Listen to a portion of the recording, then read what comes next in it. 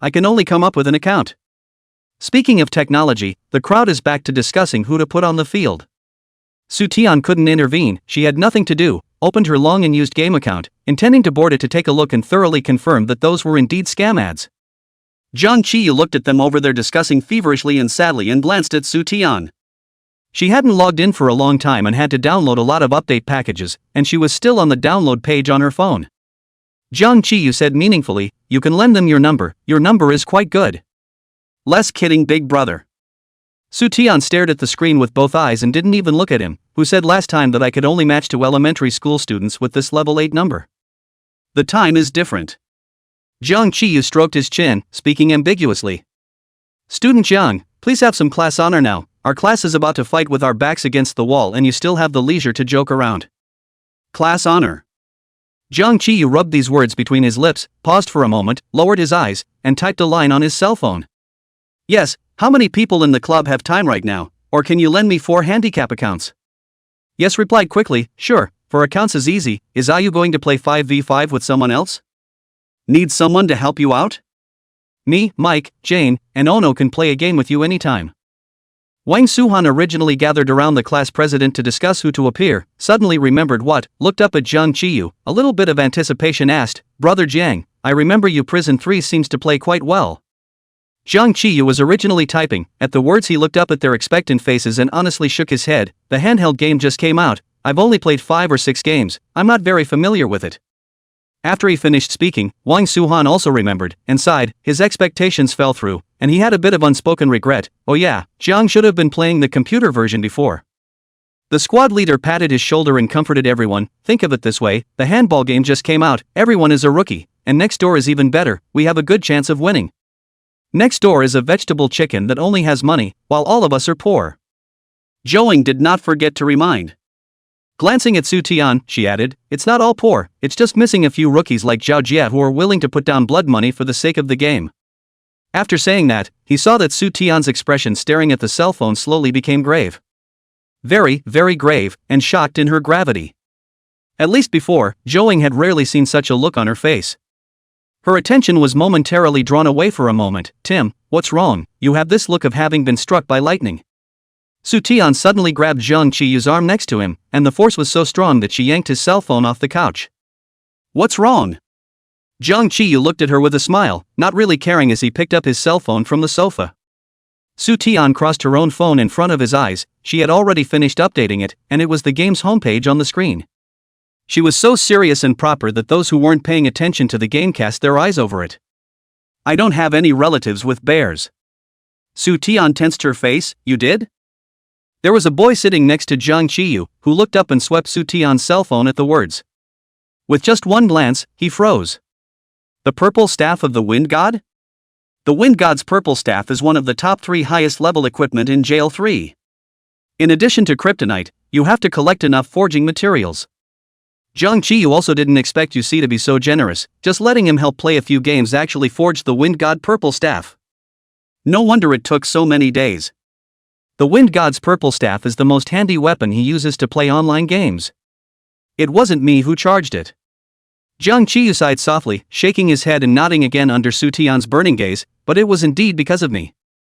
Soo-tian momentarily did not know how to react. She did not know how valuable this thing on the screen, only know that after opening the game found a bunch of rewards jumped out waiting for her to lead. At first she did not pay attention to, thought it was too long, did not play the rewards, accumulated a bunch of rewards, until the collar to the back to find that these rewards are rechargeable rewards.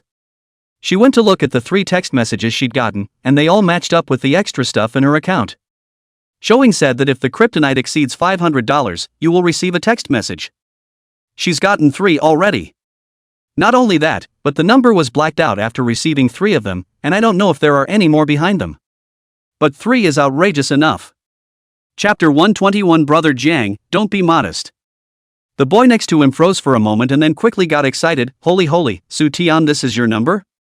He didn't wait for Soo-tian to answer, and shouted to the pile of people who were still discussing who would go on and who would have a good number. Wind god purple staff.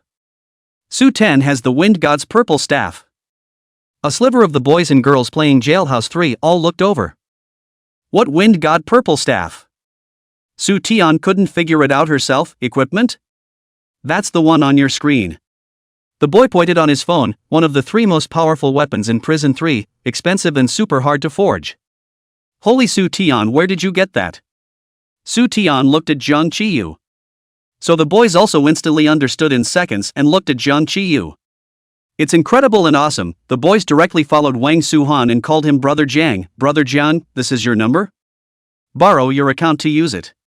Zhang Qiyu took the cell phone in Su Tian's hand, carelessly claimed all the unclaimed rewards for her, and watched her account level rise directly from level 8 to level 17.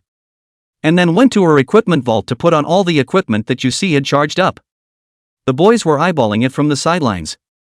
Aside from the Wind God's purple staff, which was a god-tier equipment, the equipment vault was all filled with top-tier equipment that shone with golden light. 8 whole pieces. All on a level 17 account for him to see. Zhang Qiyu, while slightly rusty operation, the other hand took the time to take his cell phone to send a good to you see. Mouth also did not stop, calmly opened his mouth. I was about to say, I have a few friends, the game played well, the account can also, they now have time, if you. He paused and changed his words, if our class needs a couple of outsiders, they can help out for a couple of innings. How good is it?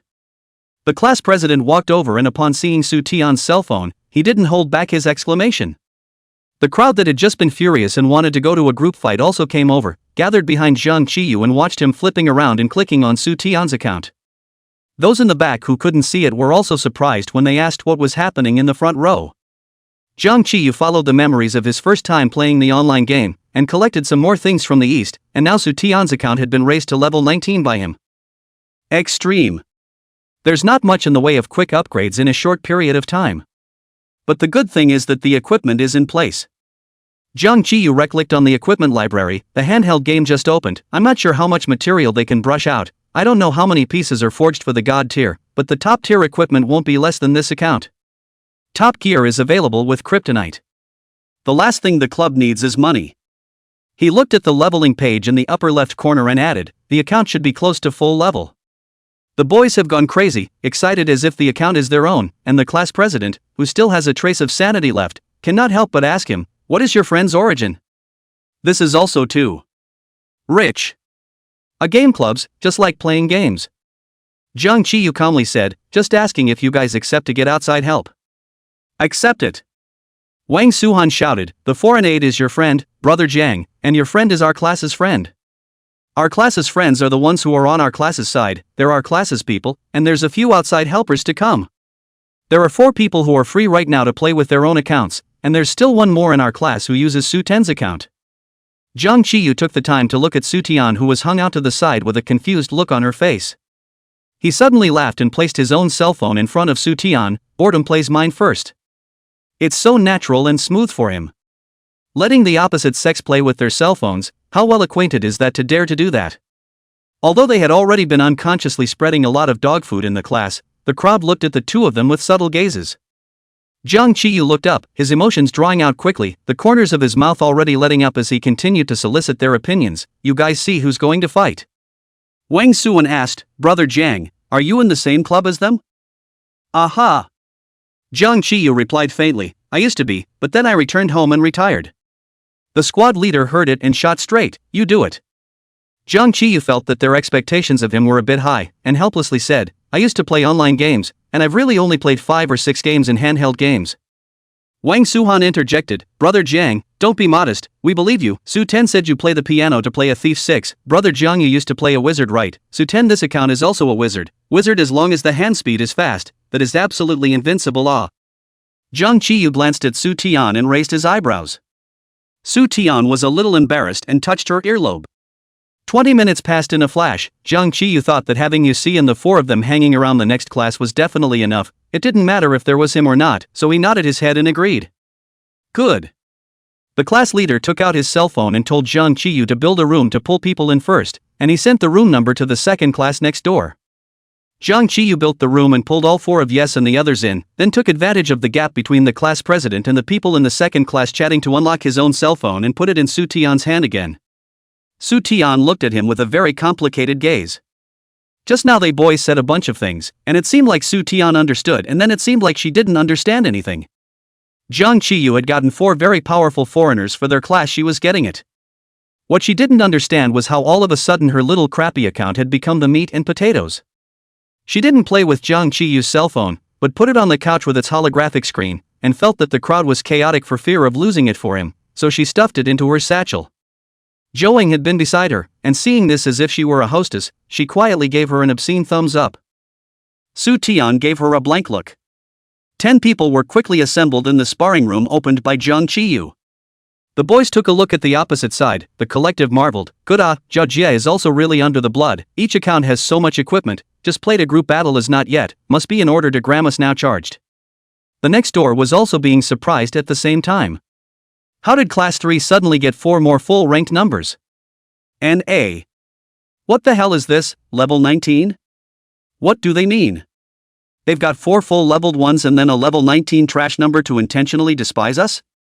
Those 4 full-ranked numbers couldn't have belonged to their class, or else they'd have just pulled out of the group battle. Not fair. Wait, did you guys notice the gear they were wearing? This level 19 wizard. Is that the wind god's purple staff he's holding? Isn't it? Damn, it's true. All the other people are wearing top-notch equipment as well. How did Class 3 suddenly become so rich? Zhao Jie spent his own money to buy a bunch of equipment for the 4 accounts of their class, and thought that he could easily suppress the next class, but he didn't think that the next door directly brought all the god-level equipment, and his face stunk a little. Chapter 122 You, long time no see. The mic in the group was on, and Yes cleared his throat and stumbled over a bit of Chinese. Oh. You. We're finally working side by side again. We're all very much in your honor. I still can't forget the glorious honor you led us to. His Chinese writing skills are fine, and when he opens his mouth to speak, he pulls his crotch in a million directions. The 3 classes all gathered around Jiang Qiyu, listening to the voice coming from the microphone. They couldn't help but discuss it in whispers. It's an international friend. From what Tomo said, Jiang seems to be very powerful in this game club. Wait, clubs, foreign countries called clubs in the country will not be called a war team? Jiang wouldn't have been a professional player before, right? The crowd was silent for a moment before someone whispered, I don't think so, I've never heard of it. Jiang Qiyu's face value is here, even if he is playing professionally abroad, his popularity will definitely not be low. It's supposed to be a club for a collection of gaming enthusiasts. Although they weren't from a professional battle team, the fact that Jiang easily got 4 full-level accounts and gave Su Tian's new level 19 number the Wind God's Purple Staff, which was one of the 3 major godly equipments, was enough to make them excited plus incredulous. Jiang Qiyu said faintly, your Chinese language skills are still terrible. Yes laughed out loud. One by one, the others spoke, only they spoke English. You. You're finally here to play games with us again. You. It's good to hear your voice again. Hi you, it's Ono. The last voice was a girl, and unlike all of them, she spoke smooth Chinese. You, long time no see. The girl's voice was lazy and slightly husky, with an innate sensuality. Su Tian's ears instantly perked up. Jiang Qiyu uniformly returned a hum. It's cold. Very Jiang Qiyu. Zhou, relying on her good relationship with Su Tian, directly walked to the inner Su Tian side, pushed her to move into the sofa, and hard sat between her and the sofa lean. Su Tian was forced to move to a position closer to Jiang Qiyu, and the two of them could almost be next to each other when their legs moved. Su Tian turned back and glared at Zhou. Zhou directly plopped down on Su Tian, her arm around her shoulder, ignoring Su Tian's murderous gaze, her body tilted inward to watch Jiang Qiyu play the game. Su Tian was pressed closer to Jiang Qiyu by her. Behind them, their class did not feel the slightest problem. Do not ask is used to it, the 2 in the class also often do. The opposite side also spoke on the public frequency, a boy, for full rank numbers in your class isn't it a bit unfair to our class? Jiang Qiyu sent a text in his team's chat box, all closed mic. He sent it quickly, but some people simply chose not to read it, lightly asking on the public frequency, money is the master, or what do you want? That was a bit of a tug on her part. Though it might stir up strife, all 3 classes couldn't help but laugh out loud. The other party heard that there was actually a girl, held back his anger, gentleman for once, did not bother with her, did not want what, we just want to be fair. What? The girl wasn't able to finish her sentence because Jiang Qiyu's quick eyes and hands pinched the mic they had here. He is the invitee, the homeowner, and has that authority. Jiang Qiyu spoke in a steady voice, so how do you want to be fair? Find a few accounts with the same level as you guys, with the same equipment as you guys. In the last half of the sentence, there seemed to be a hint of dislike in his tone. Although the opposite side's equipment was clearly not on the same level as the equipment they had here, it was at least what Zhao Jie had spent a lot of money on. Zhao Jie was on fire on the spot, uing. He didn't finish his sentence either, because for the sake of love and peace, Zhang Qiyu was quick on his feet and pinched all the mics on the entire channel. He's a homeowner and can pinch himself, he can do the same across the street. He lazily typed in the public frequency, "Speak politely every day, civilization accompanies me." All three classes laughed out loud again. Jian, Jie. The opposite party suddenly stopped talking and didn't type over again. Zhang Qiyu wasn't in a hurry and waited slowly. Their team channeled a few people slowly chatting. The few who didn't know Chinese used translation software and chatted happily to catch up. "Ah you, is your country fun? If it's fun we'll come over to you when we're on vacation." Zhang Qiyu, aha. "Ah you, will you ever come back? I miss those days when we fought side by side so much." Zhang Qiyu, no.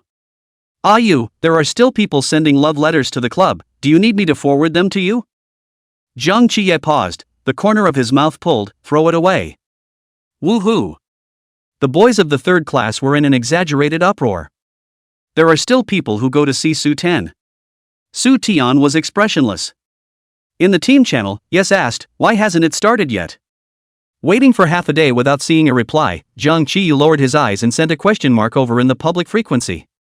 Still no reply. A few more minutes passed. The room suddenly showed a collective drop across the room. Why are they all dropping out? They're not planning to go straight into action if they can't get a deal, are they? The crowd sniffed and looked at the closed compartment door. There's a sense of a mountain of rain. Zhouing rolled her eyes. "Big brothers, are you playing Infernal Affairs? How can that be?" As soon as she spoke, the closed compartment door suddenly moved. Zhouing suddenly paused and also looked toward the box door. Under the vigilant gaze of all the people in the third class, the door of the box moved again, and then it was pulled open, and a middle-aged man panted and walked in, closing the door with a nagging voice. "I said how to push it not to be able to do so, this door is pulled out." All third shift. So it's old Hai. Lao Gao came in, saw his classmates staring at him with an eerie gaze, and looked down uncertainly at what he was wearing. His wife bought him a more formal suit last week, and he wore it thinking that this potluck would be the last time the three of them would be together. "I just changed into something I don't wear often, and are my classmates so surprised?" The class president was the first to react and gave a thumbs up. "Teacher, you look so handsome in this." The classmates followed suit with off-the-cuff compliments.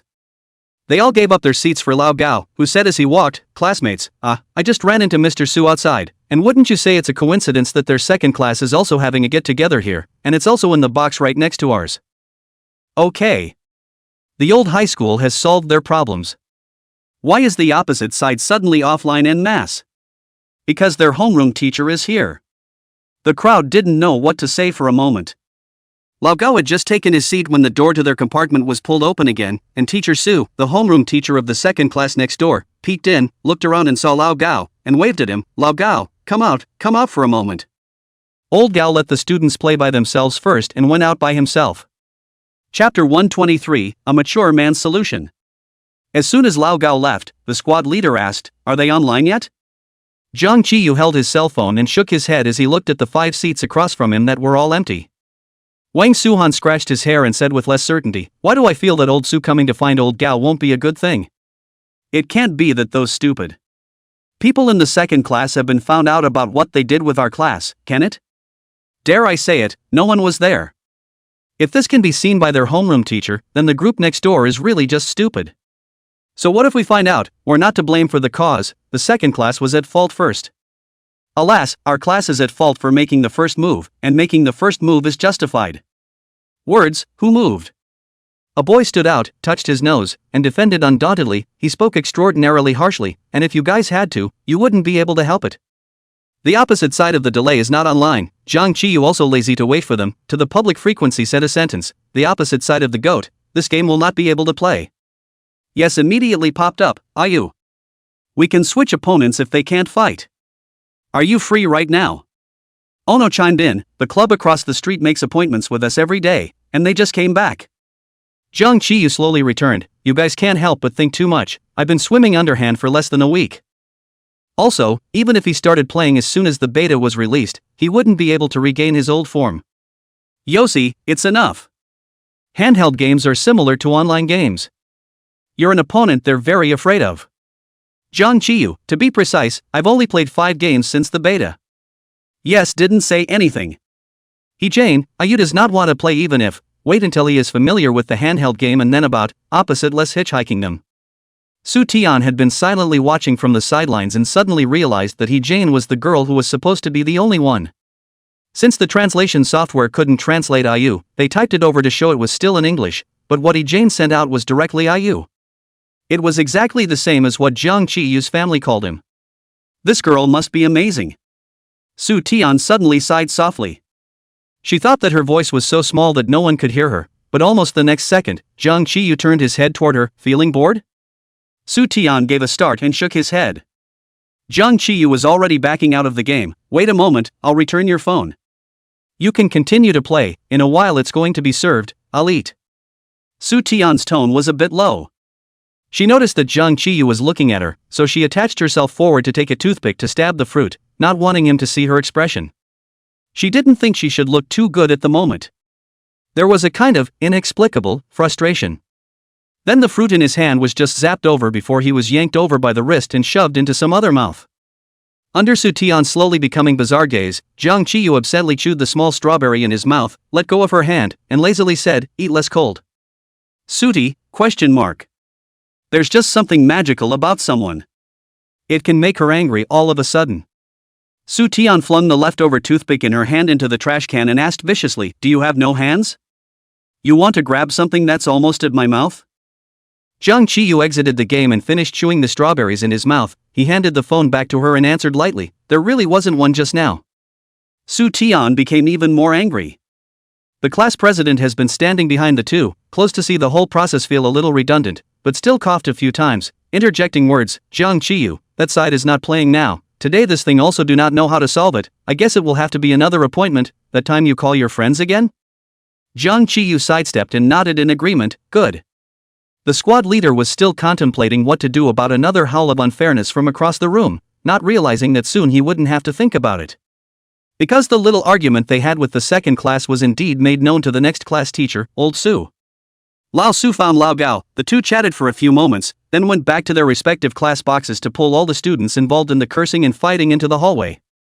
2 middle-aged male teachers combined to train them for 10 minutes, attracted by the passing customers have stopped to watch. The hot pot store owner used to be a teacher, with the old Su Lao Gao as a colleague. Heard also grabbed a plate of melon seeds, cheerfully put a bench next to it, sitting there crossing his legs, while high on melon seeds while watching the show. Every now and then, the two teachers were attached to educate the students a few times. No one among the students dared to refute it. Because they found out that the owner of this hot pot restaurant was their former grade school director? The final solution was also very simple. The one who cursed first apologized first, the one who pushed behind apologized again, the one who pushed back also had to apologize, and the one who cursed again after pushing continued to apologize. The corridors were filled with "I'm sorry, I was wrong," like some kind of gangster training scene. When everyone had finished apologizing, senior high had the two classes give each other another loving hug. Love, cuddles? The boys in both classes were shocked, and their mental reactions were, "I'm a big old man who's actually going to give that idiot across the street a loving hug?" None of them are willing. The former head of the grade has not yet aged, slowly said, "This matter of yours, to say serious is actually very serious. You are now outside the school, hug, this matter is considered to be private, considered the past. Do not hug, I still have the contact information of the current grade director, call him to explain the situation, we public, one person a 5,000-word review, the beginning of the school all on the flag stage in front of the whole school to hug go." The two classes milled and finally had to give in.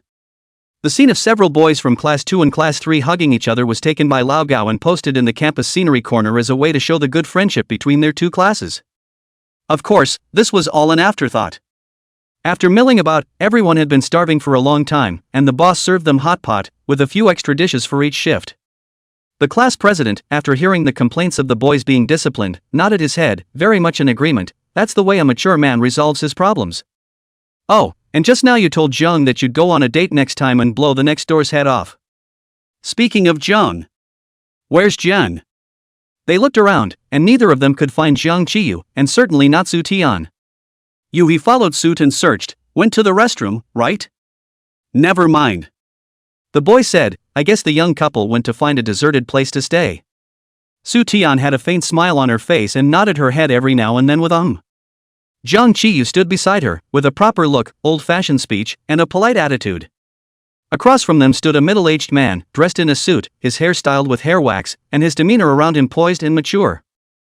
After chatting for a while, the man glanced at his watch and nodded, It's getting late, so I'll leave without delaying your gathering. Jiang Qiyu nodded, Okay, Uncle Zhao, take care. Su Tian also smiled and nodded, Bye Uncle Zhao. As soon as the people left, the corners of Su Tian's mouth let go, tiredly pinching her waist and looking at Jiang Qiyu, whose whole person was scattered again. She wondered, Who is this? How do you know us? Chapter 124, The proper person is here. She ate too much fruit, originally just wanted to go to the toilet. Jiang Qiyu also said to go. The two people went there together. Just to the door of the toilet, they saw a man. Since he saw the two of them did not move away from the gaze. Jiang Qiyu watched him for a while walking, a little bit put away his usual loose appearance, and when he walked up to the man he was already completely serious, taking the lead in greeting, Good day uncle. The man then smiled, It's really you two, you've grown so big now? This is 1010, isn't it? I didn't even dare to recognize her? Su Tian didn't recognize him, but seeing that Jiang Qiyu had shouted uncle, this person still knew himself, so he also followed and shouted Good day, uncle. After those 3 words there was almost no room for her to play, and the whole time she smiled at the side and watched the two chatting. Listening to the two of them exchanging pleasantries, this uncle seems to be her father's colleague, and he knows Jiang Qiyu's father as well. But she really didn't remember this uncle in the slightest. Jiang Qiyu stood at the door of the toilet, looking at the man's back as he left, and explained to her, This is a shareholder of your father's company, with a very powerful mind. When you inherit your family's property in the future, you will inevitably have to deal with him. Su Tian was dumbfounded, why a small company could be said by him in such lofty words. In the future you will know. Jiang Qiyu knew what she was thinking with one look at her, a little speechless, but didn't say much, pointing to the women's restroom to signal her to go quickly. Su Tian still wondered, How do the shareholders of my father's company know you? Because your family has a partnership with my family, so he knows me. Jiang Qiyu lifted his chin, quickly go to the restroom. Suddy went in at this point. Jiang Qiyu also turned around and entered the men's restroom. The toilet was one small cubicle after another, with the sink at the very outside, and when Su Tian came out of the cubicle she saw Su Zhao applying lipstick to the mirror in front of the sink. Ever since the last time Jiang Qiyu unceremoniously rejected Su Zhao's offer to walk together after school on her behalf, although they still greeted each other when they bumped into each other, it always felt like there was an invisible awkwardness between the two of them. Still, this time, Su Tian went over and squeezed a pump of hand sanitizer into her hand and greeted her a little less naturally, Hi, Zhao Zhao. Su Zhao turned around and squeezed a smile out of her face, Su Tian, your class is also gathering for dinner. Su Tian nodded, I heard them say that this restaurant was opened by our former grade director, charging students from our school very cheaply, and a lot of classes choose to get together here. Su Zhao nodded back, Oh. Neither of them spoke anymore. Su Tian finished washing her hands and said to Su Zhao, Then Zhao Zhao, I'll leave first. Su Zhao nodded again and smiled back at her, Okay. I don't know if it's the white lighting in the restroom or the shade of lipstick she's wearing is too red, or both, but Su Tian always feels that her smile is a bit morose. She shook her head, shaking off the mess, and walked out of the restroom. Jiang Qiyu was already waiting for her at the door. The lights in the hallway were warm yellow, and the slender, upright boy leaned vainly against one wall, hearing the door open and glancing back, his gaze stopping. The warm-toned light fell on him, and his originally cold and delicate features seemed to soften and open up. He's a good-looking guy.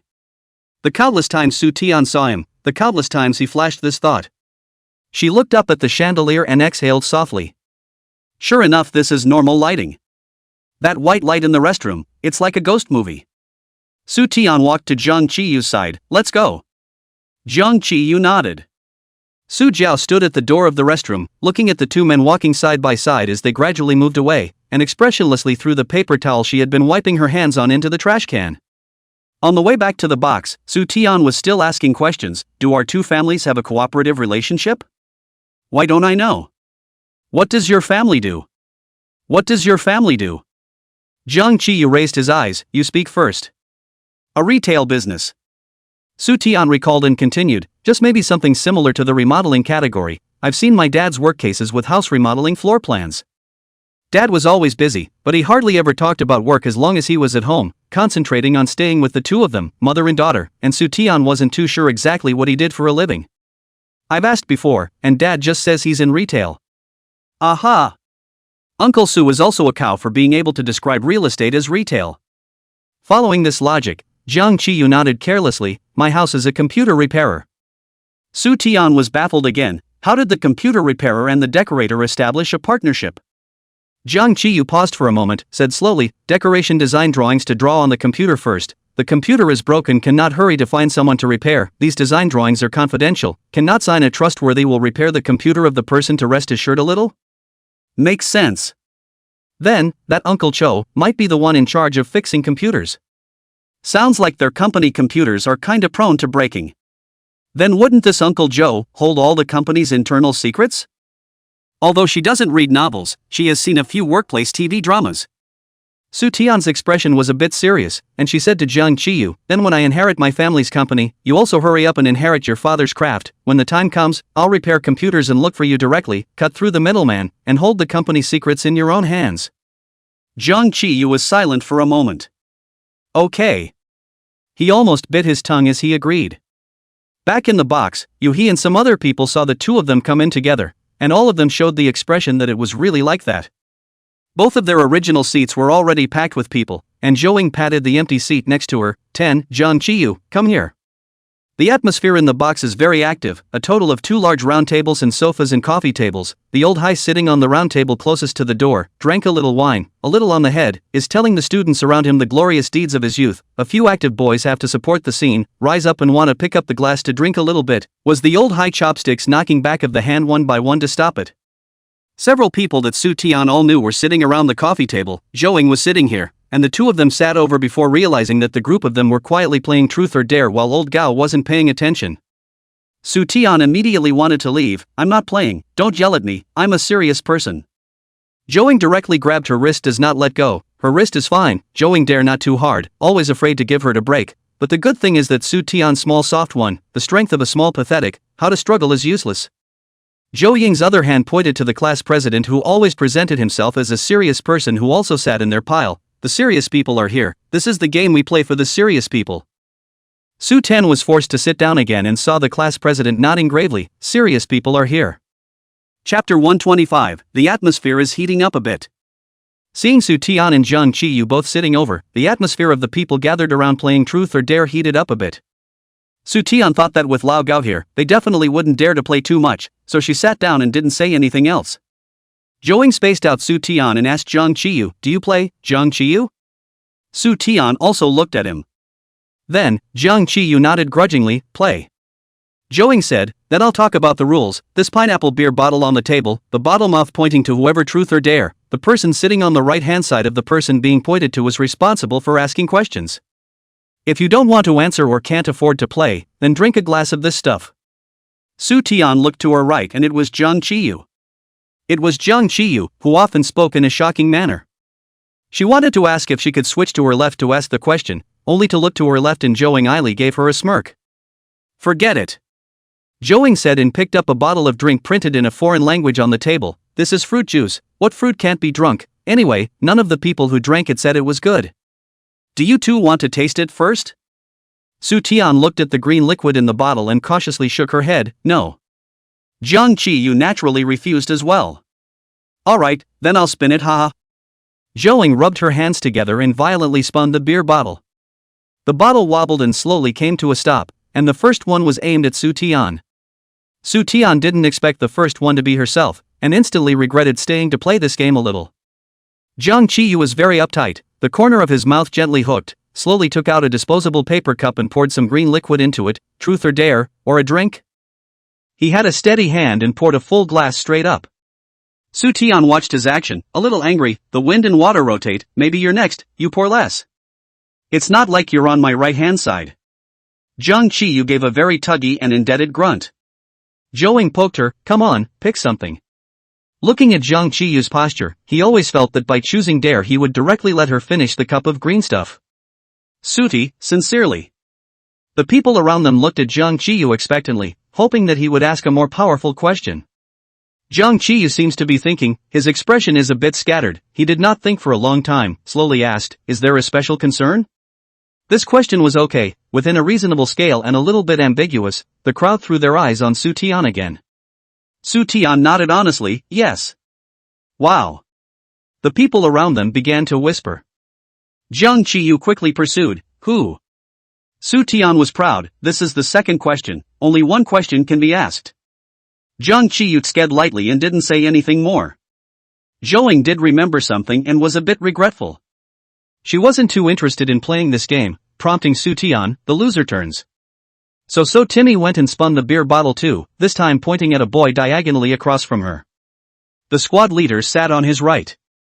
The very serious class president had an eating on his face ever been in. The results turned back on himself. Ha! Zhouing laughed. It's Huang Xiaoming again, class president asked quickly. Huang Xiaoming darted a glance at the girl to Zhou Ying's left and looked away again without thinking. The look was caught by Su Tian, and it dawned on her a little. The squad leader didn't surprise him this time, asking him normally, truth or dare? Huang Xiaoming said, sincerely. Class president, is the girl you're talking to now the one you really like? The crowd all looked at Huang Xiaoming with excitement. Huang Xiaoming paused for a moment, no. Holy. This answer is even more explosive. Not waiting for the girls present to condemn him, Huang Xiaoming hurried to explain, because now there is no talk. Not talking. I want to study. The class president gave him a thumbs up, student Huang Xiaoming, then I look forward to your progress. Huang Xiaoming went to turn the beer bottle again, and this time the mouth of the bottle was slowly aimed at himself again, and in his nervous expression of no way no how, the mouth of the bottle slowly bypassed him and aimed at the squad leader on the side. He breathed a sigh of relief. I'd say that's how bad luck has to be to get fingered 3 times in a row. The class president looked resignedly at the girl to his right. I'll take dare. The girl's question was coming out of her mouth, but she didn't expect him to go straight for dare, and froze with an ah. The people around her were giving her ideas. Have the squad leader kiss the wall for 30 seconds. It's okay to go and confess your love to Gao. The girl didn't know which one to mention, so she said to the class president, you heard me, pick one of these 2. Good. The squad leader took a sip of his pineapple beer, poured some into a disposable water glass, and then headed for Lao Gao's table. Class president slugger ah. Come on, record it. Su Tian and Zhouing leaned against one another, excitedly looking at the table in the distance. The class president came to old Gao with a wine glass in his hand, and under old Gao's gradually puzzled gaze raised the paper cup in a proper and serious manner and said aloud, Teacher Gao. I like you. Wah. The whole place was abuzz. Gao froze. The class president went on to say, when you drink from the stream, you will remember your source, and when you learn from it, you will remember my teacher. Although you only took our 3rd class for half a year, the next semester will start, the 3rd class will be disbanded, but you will always be my teacher. I am very lucky to have met such a good teacher as you when I first entered high school. If I can be assigned to your class next semester, I am still willing to be your class president. Thank you for your selfless teaching. Teacher's grace will not be forgotten. Teacher, I salute you. He finished, taking a swig of pineapple beer from his paper cup. Good boy. Old Gao's eyes already had tears in them. He patted the class president's shoulder, poured his own cup full of beer and followed suit. Teacher Gao would also be happy to be your homeroom teacher again. All of you are very good children. As soon as the parting words were spoken, some people could no longer stand it and silently lowered their heads and wiped their tears with tissues. The boy next to Mr. Gao followed suit and poured a glass of beer and stood up. Mr. Gao, you really are a good teacher. With my crappy grades, I've always sat in the corner of the last row, and I never imagined that after entering high school, I'd actually be allowed to sit right in the middle. I usually don't like to study either, but you never gave up on me and never discriminated against students who don't study well. I really thank you. I hope that next semester when the classes are divided, I'll still be able to get into your class. The boy wiped his face and followed it with a drink of the beer in his hand. Chapter 126, Because You're Weak. More and more people came over to talk to Lao Gao. Lao Gao answered one by one, and finally stood up and raised his glass and said, well, classmates let me off. Mr. Gao already has a beer belly, and then drink out of a layer to be chased by your teacher's wife. Come on, a piece of toast to all of you. The students in the box all stood up and finished the toast together. Pineapple beer has almost no degrees, it's like drinking fruit juice, but Lao Gao is drinking real beer. Lao Gao touched his stomach. Alright classmates, I'm going to the restroom, you guys also hurry up and eat your hot pot. Only then did the 3rd shift crowd disperse again. The class president rejoined that little couch, and the girl who had made his dare 2 choices gave him a thumbs up. Class president deserves to be class president. It just so happens that, sooner or later, the inciting link is going to come, so why not put it on the table? Save all the crying when you go out in a while, come happily, leave happily. The head of the class scratched because at home has been staying unattended in long wild hair, the back of the hand flew on the eyes of a band, the voice cannot hear the ups and downs, come on, continue to play. The group resumed their seats again, and the squad leader held the beer bottle with a twist, the mouth of the bottle slowly stopping in front of Jung Chi-yu. Ha! The wind and water take turns. Su Tian gloated. The boy to Jung Chi-yu's right rubbed his fists and gave the boys and girls around him who were coaxing ideas a gesture of a little peace and quiet, and then cleared his throat. He was both excited and a little abashed, his voice trembled. Jung, the person you like is in this box? Holy! The table was thrilled. They made a bit of a noise and some of the people who were originally eating looked over. All of them were waiting for Jung Chi-yu's answer. In full view of everyone, Jung Chi-yu didn't say anything. Instead, he slowly drank the cup of green imported juice that he had just poured for Su Tian.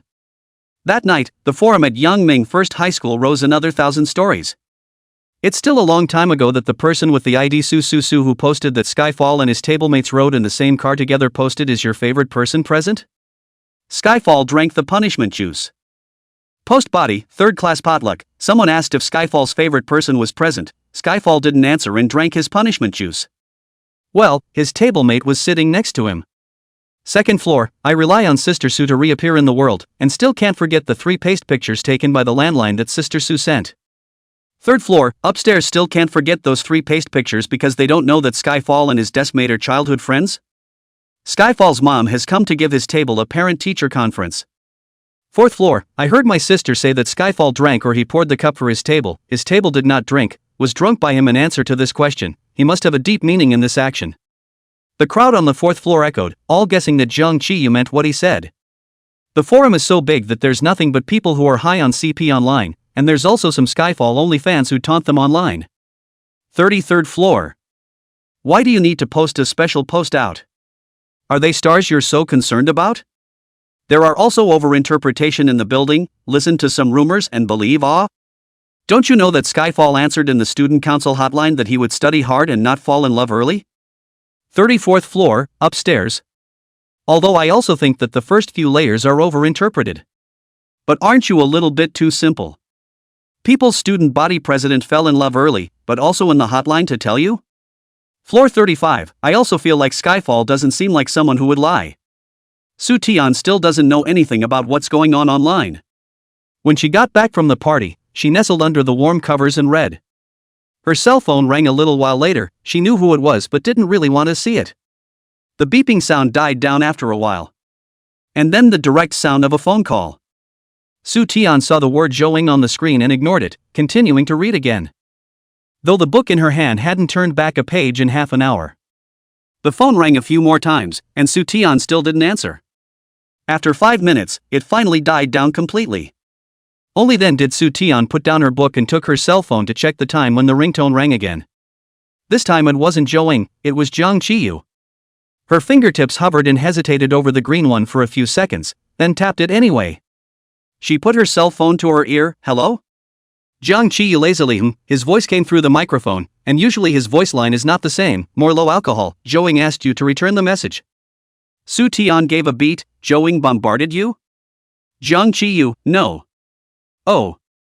Su Tian was cold, then leave her alone.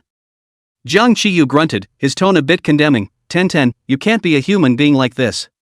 Su Tian was a bit unable to stand him calling her by her nickname or in such a position so close to her ear. She held the cell phone away from her. Is there anything else? Nothing, I'm hanging up. Jung Chi-yu treated it as if he didn't hear it and continued his slow sermon. Although there are some misunderstandings and contradictions between friends, we can't run away from them, we have to take the initiative to solve them. She told you I had a falling out with her? No, she said you were afraid to answer her phone because you were weak. I haven't asked her why you're vain. Su Tian swallowed hard, no need to ask. Jung Chi-yu, huh? Sudi, I'm going back to her now. Jung Chi-yu, aha. But I still want to know why you're weak-minded. Sudi snapped and hung up the phone.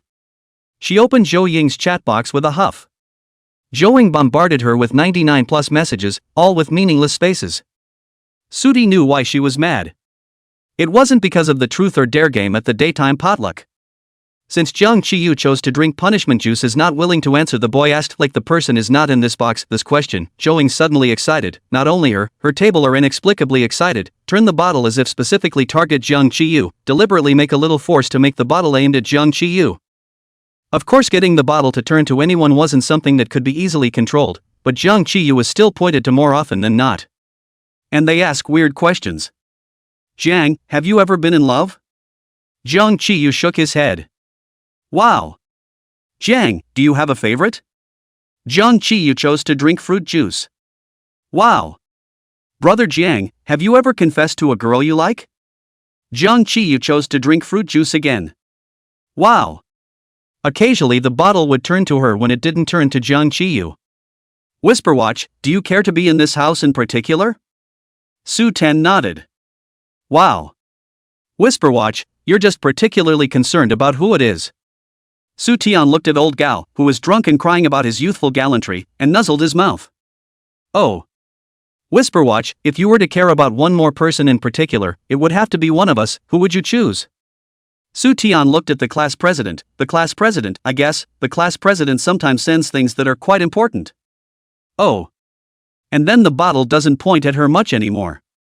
Chapter 127, Looking Outside the Window.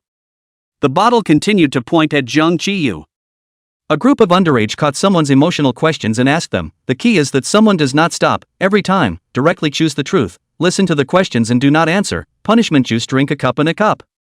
Su Tian saw that he drank so much without changing his face, and also poured a little to taste it, and then almost spit it out in disgust. It felt like taking a sip of peanut oil.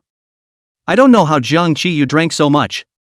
When she came out of the hot pot restaurant, Zhou kept bombarding her with messages that included but were not limited to "So Ten, don't you have any thoughts right now? Ten, may I ask what you are feeling right now? Jiang Qiyu, he's obvious enough. Su Tian returned a question mark. Zhou then started to send her a voice, because I know it will be described by you as daily nonsense, so I have been holding back from telling you. Do you know that a lot of people in the school are high on the CP of the two of you? Of course Su Tian knew. Not only did she know, but she had also used Kazu's cell phone to read a few homoerotic articles. Simply unbelievable. Degrading. Su Tian didn't reply to her. Zhou continued to bombard. So many of those online are overly cerebral, I'll leave it at that, but today. This truth or dare? If Jiang Qiyu has a clear conscience, why don't you dare to answer?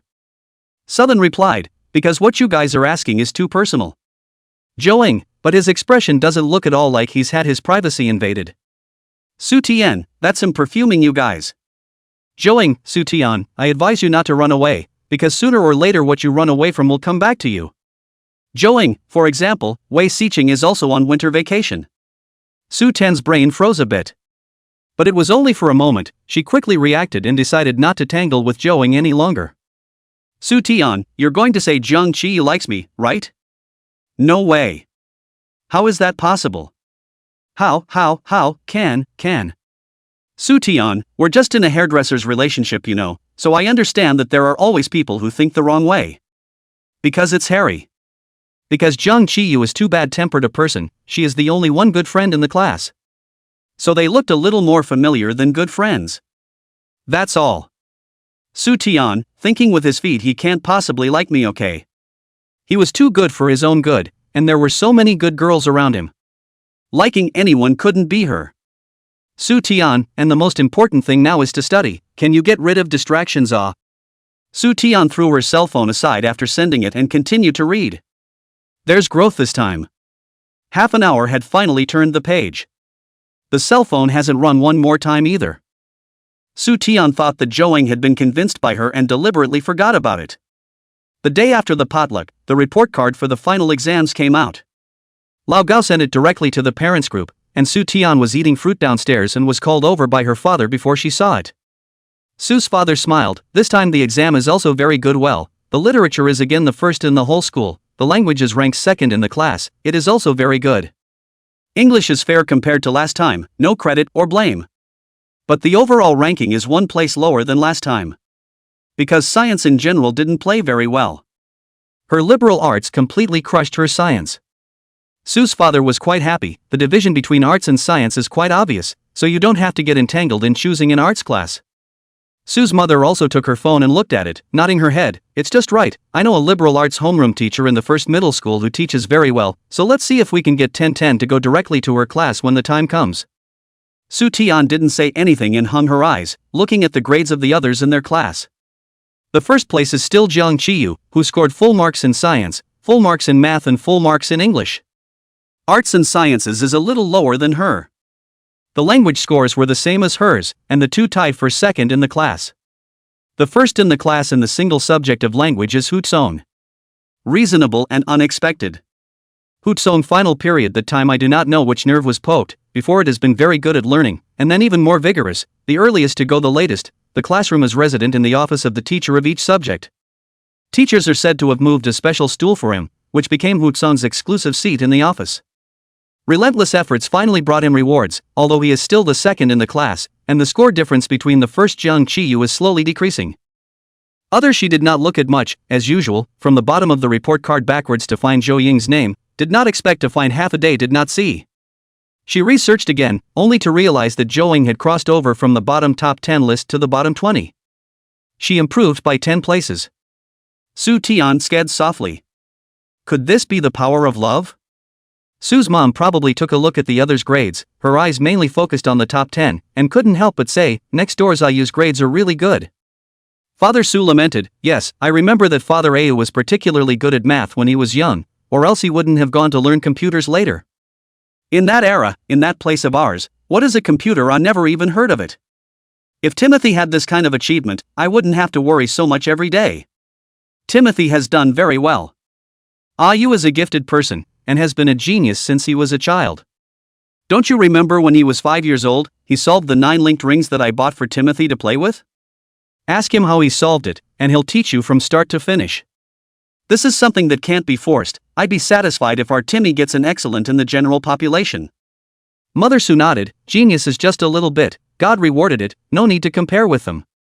Sue's mother looked at her phone and suddenly changed the topic. Timothy, your homeroom teacher said that the day after tomorrow the class is organizing a cleaning, and all those whose homes are close by will have to go over. I see. Soo Taeyeon handed the phone back to her dad and said softly, I'm going upstairs first. Father Sue looked at his own daughter's back, frowned slightly, and said to Mother Sue, why do I feel as if Timothy isn't too happy? Sue's mother glanced at her, only had time to see the corner of Soo Taeyeon's coat that she turned around and brought up. She didn't pay much attention to it. After a pause, maybe she's depressed because she's going to be in a separate class. That was a real possibility, and Papa Sue nodded, withdrawing his gaze. Soo Taeyeon returned to her room, silently took out her own cell phone and swiped the off-duty group. Someone in the class group had indeed already forwarded the report card. She then clicked on it again and looked at it closely. There's really nothing to see. But she just looked at it over and over again like she couldn't get over the pile of numbers. I don't know how long I've been looking at it, but my cell phone suddenly ding-donged, and Soo Taeyeon gave a start, seeing a message pop up at the top of the screen. Ayu looks out the window. Soo Taeyeon looked up and instinctively took a step forward, but her foot failed to lift. She then realized that she had been crouching behind the door looking at her phone since she got back to her room, and her feet were numb and unconscious. With difficulty she moved her legs, little by painful little, to the edge of the bed and planted herself against the soft bed. Chapter 128. Did you pick up Minister Son's sister? She waited for the numbness in her legs to ease before she rubbed them and walked out onto the small balcony to look out. She froze. It's snowing. The sky is a line of greenish-white. The sky does not know when the snow drifted up, falling one after another. As far as the eye can see has been vaguely covered with a layer of snow white. Snowflakes look like crisp white elves, fluttering, swirling and falling. It turned into crystal water droplets in Soo Taeyeon's palm. The first snow of this winter has finally fallen. She felt as if snow had fallen in her heart as well because of this news, covering and freezing all the bad emotions, leaving only a little bit of joy slowly rising. The cell phone in his pocket vibrated twice more. Ayu, see? Ayu, it's snowing. Soo Taeyeon nodded heavily, then remembered that he couldn't see it, so he typed over, see. Ayu, so? Ayu, coming down to play? Ayu, having a snowball fight with brother Io. After reading the message he sent, Soo Taeyeon subconsciously looked downstairs and didn't see any silhouettes. There was also a snowball fight. The snow wasn't falling too hard, and it melted when it hit the ground. Soo Taeyeon breathed hot air into her hand, pulled on her clothes, and re-entered the room with the heat on. Su Tian, there are no snowball fights, but if you want to have a dirt fight, you can dig out a little bit for you. Ah you, TSK, no childish heart at all. Su Tian looked at it without replying, and drew a book 5-3 out of the bookcase. Dad said that getting an excellence among ordinary people would be enough, but it was her, an ordinary person, who just wanted to compare herself with a genius. Even if the end is set. All she had to do was get a little closer, and that would be enough. The mountains dance with silver snakes, the plains run with wax elephants, and they want to compete with the heavens. Must be sunny, see the red makeup, enchanting. The class cleaned up and those whose homes were in the city had to go. She left alone, as the busy adult student body president was called to the school in the morning by a phone call from the director. By the time we got to the class there were actually a lot of people already here. After all, the students whose families were out of town were really in the minority. It doesn't really take that many people to clean up. So, quite simply, the boys were made to do the hard labor in charge of the work, and it was assigned so that the girls only had to clean a glass. A few panes of glass were easy to clean, and after a while the girls were all busy, standing and chatting outside the classroom. It has been snowing heavily for the past 2 days, and standing in front of the railing and looking out, it is covered in silver. A student had a snowball fight downstairs and was seen by the head teacher and pulled over to be punished for sweeping snow. Su Tian looked around and saw that there wasn't much work left, so she wanted to go to the student union office to find Song Yingjing. Listening to Jiang Qiyu said that the student council meeting, vice department positions and above, all have to be present. I don't know if they've finished their meeting yet. The office had windows, but they were so blurred by the warmth of the house that you couldn't see anything clearly. Su Tian hovered at the door for a long time, not daring to knock rashly. After waiting for a while, the door creaked open, and Su Tian turned around in a hurry, pausing for a moment when she saw that the person who came out was Ran. She walked over, and Ran senpai, are you guys done with your meeting? And Ran wore a white cotton dress, her hair was still tied back high, she held a pile of copy paper in her arms, the white color lined her looks cold and delicate, but also delicate and transparent. At that, she nodded, go inside. With that said, and Ren let go of the doorknob and headed for the hallway herself. The door was still open a crack, Su Tian poked half a head inside, and really saw that the atmosphere in the room was very relaxed, with snacks and drinks and fruits on the table, unlike in a meeting, more like in a group building. Song Yingjing's desk was right by the door. Su Tian was the first to see him, her eyes looked around, but she didn't see Jiang Qiyu. So Su Tian softly called out, Senior Song. Song Yingjing stared back, a warm smile still hanging on his lips, and when he saw her, the curve of his mouth widened a bit, come in and talk, it's cold outside. That's a poor choice of desk for him. Su Tian rushed in and closed the door behind him. When he turned around, he happened to see a figure lazily emerge from behind the desk opposite Song Yingjing. Su Tian had a slightly strange expression. The scene is a bit familiar. Once a certain time, she came over to find Song Yingjing, the two of them chatted for half a day, and this guy just appeared out of the back door of the desk silently. She then realized there was a third person in the room. Why does Jiang Qiyu have to lie behind the table every time? Why? But she couldn't just quit because she saw Jiang Qiyu. Jiang Qiyu was holding a bunch of thick file bags in his hands. Su Tian stood on tiptoe and saw that such file bags were placed behind his desk, surrounding him in a circle. Jiang Qiyu also saw her, put the file bag on the table and clapped his hands. A look of waiting for her to pass. But she was in fact here to find Song Yingjing. Everyone else in the office. Can't let this official be the biggest embarrassment. So Su Tian was silent for a few seconds, turned sideways, gave Song Yingjing a small finger to Jiang Qiyu, and said softly, I'll go over there for a bit first.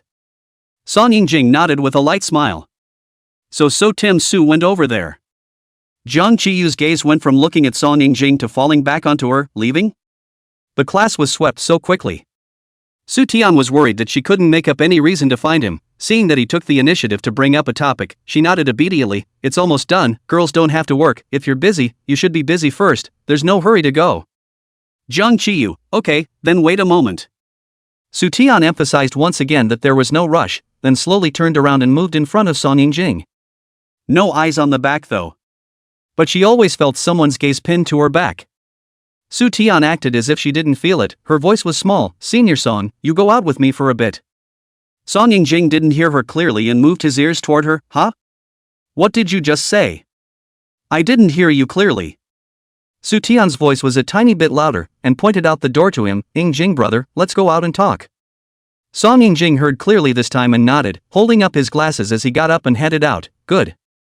When the two people walked out of the office, Han Ing, the head of the hostel inspection department who had been silently watching, finished chewing the lollipop in her hand, and she sat on the desk without a proper form, her feet stepping on her own bench, with a face that didn't understand the situation clearly. That girl just now, is Su Tian, right? I didn't recognize it wrong, right? An undersecretary next to her nodded. Yes, you're not mistaken. Han Ing looked at Jiang Qiyu. Chairman, you've picked up our Minister Son's sister? Cough cough. The deputy minister next to her, who had just struck up a conversation, choked and coughed at her shocking statement. Han Ing looked innocent. Was she wrong? Why else? Su Tian came to the president to discuss a piece of walking ah. Jiang Qiyu raised his eyes. Su Tian is Minister Song his sister? Han Ing shook her head. It doesn't seem like she's a real sister, but isn't she the one who shouted? Our song department shouted. Ing Jing brother, I shouldn't be the only one who heard it, right? She looked at the deputy. Chapter 129, I'm going to pack the place. The deputy nodded. Yeah, I think I heard that too. Another boy said, it's not a relative, it's like the two of them have some kind of family relationship or something. Minister Ren knows that. You can ask Minister Ren when he comes back. Ask me what? And Ren pushed in just in time. The boy froze. He would have wanted to know but did not dare to ask, only to urge Jiang Qiyu to ask. Did not expect. Just in Ran heard. His voice weakened a little. It is the chairman asked song department and Su Tian is a brother and sister. And Ran raised her eyes, her long eyelashes moving slightly, glancing at Jiang Qiyu. The movement of her hand packing up the copy paper didn't stop. No. It's reasonable to say that a normal person would add the correct answer after answering yes or no, but after Ran answered no, she was really done answering and said nothing more. Jiang Qiyu didn't continue to ask. Lazily, he cleaned up the things on the table, only it wasn't much of a walk. Han Ing, however, did not stop. She quickly finished the lollipop and took out a new one from the table pocket, tore open the candy paper and stuffed it into her mouth, chewing as she asked, Chairman, you still haven't answered the question I just asked you. Really, your girlfriend? No, I'm at the same table. Jiang Qiyu raised his eyes and glanced at her. Write your year-end summary. Han Ing bristled. I was just curious to ask. The deputy tugged at her and whispered, your news is also too delayed. The chairman and Su Tian, childhood friends, the family lives together. Han Ing had a shocked expression on her face. The world is a circle. She lamented. There's nothing really wrong with Su Tian. She stood side by side with Song Ying-jing in the corridor connecting the sophomore and junior school buildings, holding onto the railing and looking out the window at the flurry of snow. In winter, the corner of Su Tian's mouth was a little dry. She licked her lips and tasted a hint of blood. Song Ying-jing noticed and warmly reminded her, buy a lip balm and apply it at night before you go to bed as well, it works. Sudi patted his pockets. I have. Say, what's wrong? Song Ying-jing looked at her. It was getting colder and colder, and she was all wrapped up in a thick, white, plush scarf wrapped around her neck and tucked under her chin, her little, unpowdered face flushed. Why did you choose liberal arts, Ying-jing brother? She asked. Because arts is a bit better than science. Song Ying-jing knew that she was faced with choosing an arts and science class. What? Don't you want to choose liberal arts? No. Su Tian replied in a small voice, it's just that I don't know what I'm going to do in the future, it's a bit confusing. Then what are you going to do in the future, Ying-jing brother? What do you think I should do? Song Ying-jing smiled. Su Tian wiggled her fingers. Ying-jing brother is so gentle and patient, and he's also kind-looking. It feels like he should be a role like a white angel. Song Ying-jing shook his head, his voice gentle but firm. No, I want to study lawyering. Ah, Su Tian opened her mouth. Lawyer. Lawyer. She was under the impression that lawyers spent every court appearance in a war of words and aggression, and were generally a bit more suited to people with cold, hard facial lines and cold personalities. Song Ying-jing is the complete opposite, both in terms of personality and looks. Jiang Qiyu's poisonous mouth was quite suitable. But Jiang Qiyu is going to be a scientist. Zhou Ying's dream is to study film and television editing, because according to her there are many favorite shows that have been cut and altered, and she wants to break into the inner circle to see the full version in advance. Su Tian sighed. They all know what they want to do in the future. Song Ying-jing held onto the railing and reached outward to catch a snowflake. He twisted the ice cream in his heart. People come out of the warm environment to change to the cold environment, it will be much more sober. He thought of something, and asked softly, I do not know which one of the arts and science to choose. Pick the text. Su Tian hung her eyes. My mom has already contacted my future homeroom teacher. You arts as a whole is indeed stronger than science. Normal logic does want to choose arts. Only the liberal arts test out of the optional industry is not as much as science. In fact, you can look at the university what you like to specialize in before choosing the arts and science. Do you like lawyers? Sati asked. I'm different. Song Ying-jing looked into the distance. I don't really have any dreams, nor do I have any particular favorite industry, so in such a situation, I'll choose the most useful one. Song Ying-jing curved his eyes. No matter which one you choose, you will have a wonderful unexpected life. Don't care about other people, Su Tian. You are just yourself. Just simply think about what you are interested in and choose it as long as you like it.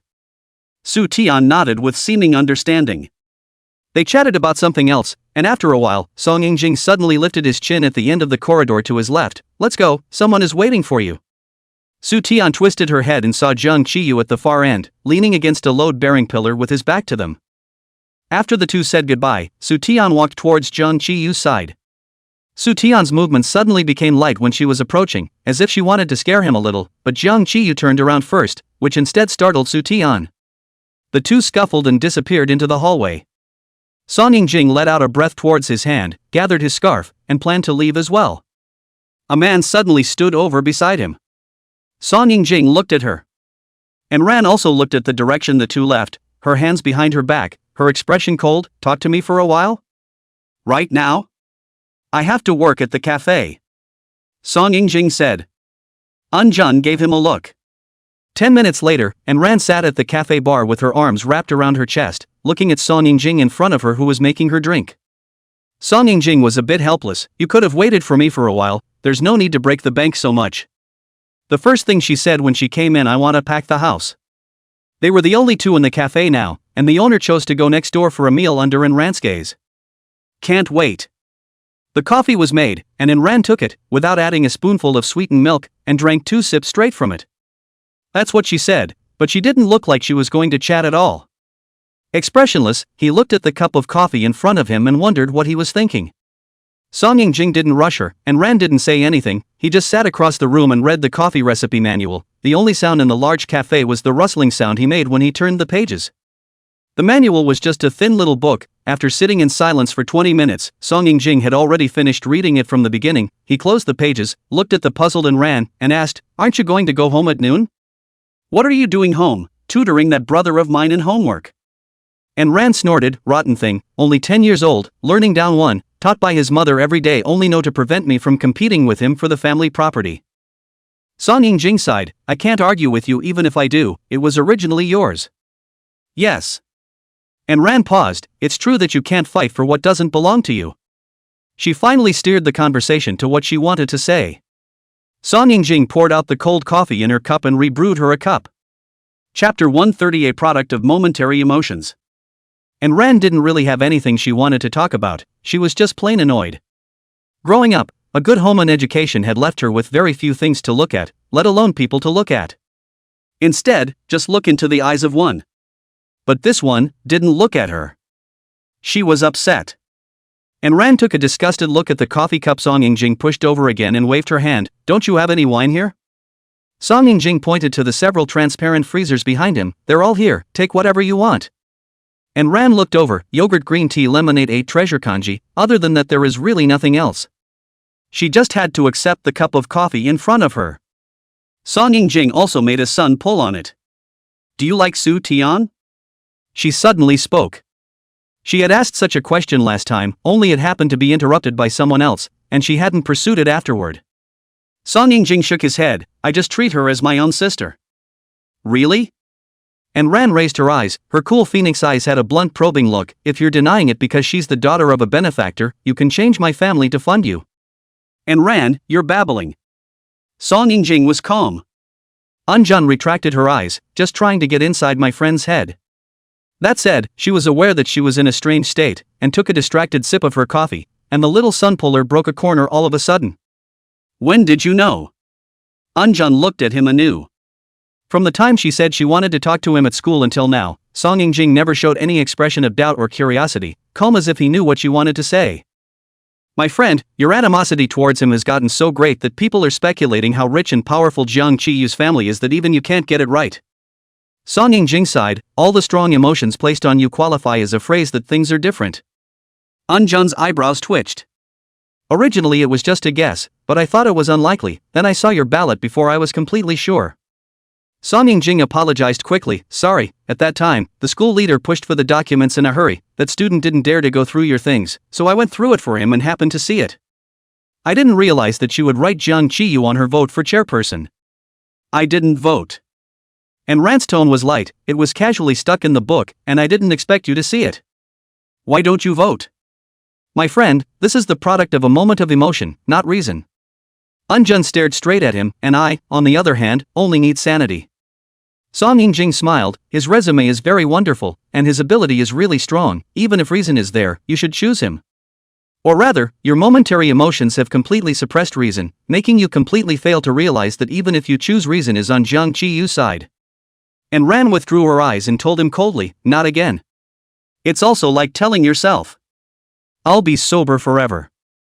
Su Tian and Jiang Qiyu walked on the campus path. Cherry Blossom Avenue road snow has been swept to both sides, the road is wet and slippery. Su Tian, since childhood balance mastery is not very good, step by step walk carefully.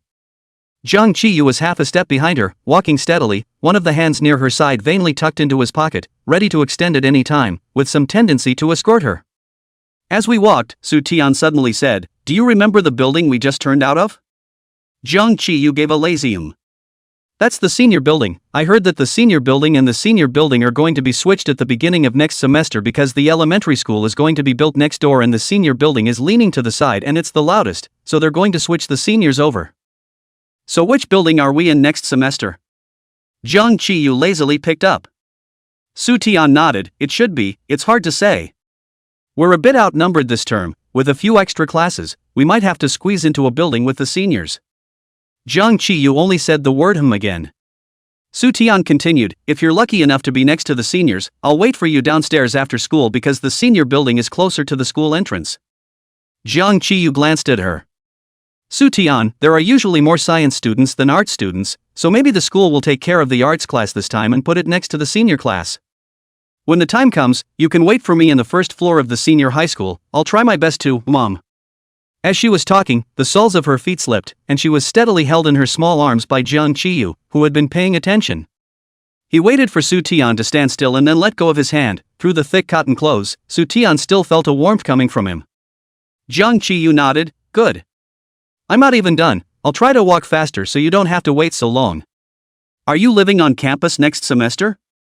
Jiang Qiyu shook his head. Su Tian said, I don't live on campus either, my mom thinks living at home keeps up with nutrition and saves a lot of trouble living in a dorm. Jiang Qiyu then laughed, a muffled laugh at first, without making a sound, and Su Tian wanted to continue to talk about the benefits of not living in school, only to look back and realize that he was laughing. When she saw him, Jiang Qiyu didn't hide it anymore and let out a puff of laughter. Suti looked at him. Gradually the face became expressionless. I think you've kept up with your nutrition quite well. Jiang Qiyu laughed as he reached out and hooked her soft chin, growing taller. Men, talking about how tall she's gotten, while their hands touch her soon-to-be second chin. Hypocritical.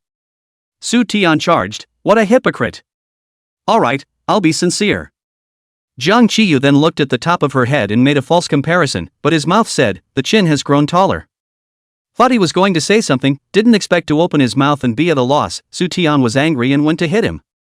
Jiang Qiyu received a few punches of her unintimidating little pink fists and laughed enough before stopping. Okay, teasing you, our Ten has grown so much taller. This is true, although the overall height is still not high, but compared to the fall when they first reunited, it has grown. Jiang Qiyu compared, 5 or 6 centimeters. Speaking of growing taller, Suddy was proud, right? I've been drinking milk every day. I keep drinking milk every day. Dad says I'll still grow, and at this rate I'll be almost as tall as you by my senior year of high school. She glanced at Jiang Qiyu's height and paused for a moment. It's not necessary for you to be so tall, just taller than Zhouing. Zhouing, eyeballed at 1.7 meters. She had, instead, set her sights high. But looking at her bone structure, it's unlikely to grow taller than Zhouing. Jiang Qiyu didn't crack down on her and nodded, okay. Su Tian, because of this word, suddenly happy, jumping forward, she jumped happily for a moment, forget the environment, did not pay attention to the bottom of the foot slipped a little, was Jiang Qiyu, quick eyes and hands pulled. Su Tian held him up and stabilized his balance, this time he didn't dare to move around, carefully walking forward. The two drifted apart, soon becoming two small black dots the size of sesame seeds. On the third floor of the senior high school, a girl stood behind the window and pulled the curtain shut with an expressionless face. Chapter 131 Possessiveness. Vacation time always flies by. In the blink of an eye, it was the 27th day of the Lunar New Year, only 3 days left before the new year. The third shift demon and ghost group was hilarious. Not only because it's almost New Year's Eve, but also because the classes are all divided up today after being finalized online last week for arts and sciences. The school hadn't made an official announcement yet, but the wise class president had already gotten a list in advance and forwarded it into the group. 2/3 of their class took science. Zhang Qiyu and Zhou Eng are both in that 2/3. Sudi is in the remaining third. Ever since the last time she had a brief chat with Song Yingjing, Su Tian had been firm on the idea of choosing a text. She is first and foremost herself before she knows anyone else. She still hadn't found any particular direction of interest, so she chose liberal arts based on her strengths. Zhou Eng was lying on her bed, holding her cell phone and looking at the new list of classes at a glance. Zhou Eng final exam science has improved a lot, coupled with the fact that she memorized the long text of the liberal arts will be sleepy, to do the problem is still interested in some, so after all the agonizing, or choose the science. Han Shua is a liberal arts student, but he's actually strong in science as well, and just chose liberal arts because of personal preference. He is still more than capable of tutoring Zhou Eng, who is one level below him and has middle to lower grades. It's so nice that everyone has their own path to follow and everyone gets better and better. Zhou Eng saw Su Tian's name first. She patted the bed. Tim. I found you. Su Tian was in the washroom taking a shower. When she came back from her morning run with Zhang Qiyu, she saw Zhou Eng standing at the door who was ringing the doorbell. When Zhou Eng saw the two people in the same color tracksuit, her eyes were like a cramp and her expression was obscene to the extreme. Su Tian glanced at her and said goodbye to Zhang Qiyu without changing her face. Then opened the door and led Zhou Eng inside. Zhou Eng carried 2 boxes when he came.